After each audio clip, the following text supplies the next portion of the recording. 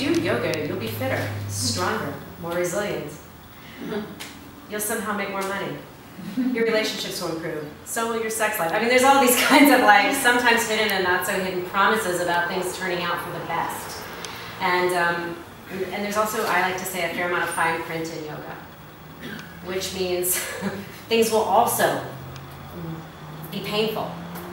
Things will also be difficult. The very sources of your support that you thought were your support may be yanked out from underneath you, and still you'll be asked to continue. And so it's one of the things that Heather was sharing with me that she learned in her recent challenges was really like love doesn't guarantee an external positive outcome. And yet we still are invited to keep loving. And so as much as like the brochure on the yoga flyer, you know, at the yoga studio, it might say, reduce your stress, come into yoga.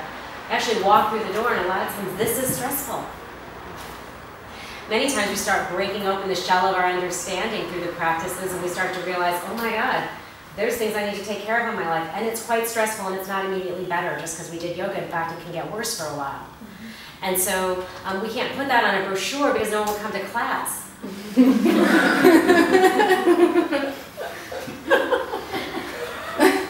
But many times we start this practice and things that worked before we started it stop working for us because we grow and we outgrow the confines of where we were before in our old self, and that process is just not easy, and yet it's worthwhile.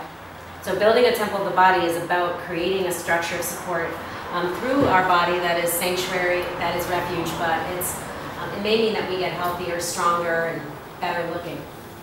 But that would be a byproduct. The aim is pointing us somewhere much deeper and much more profound than that. It's an invitation to a life of the spirit, in and through the body. And then it's an invitation from there to surrender to what that means for each of us. So that's the tone of what it means to make a temple of the body.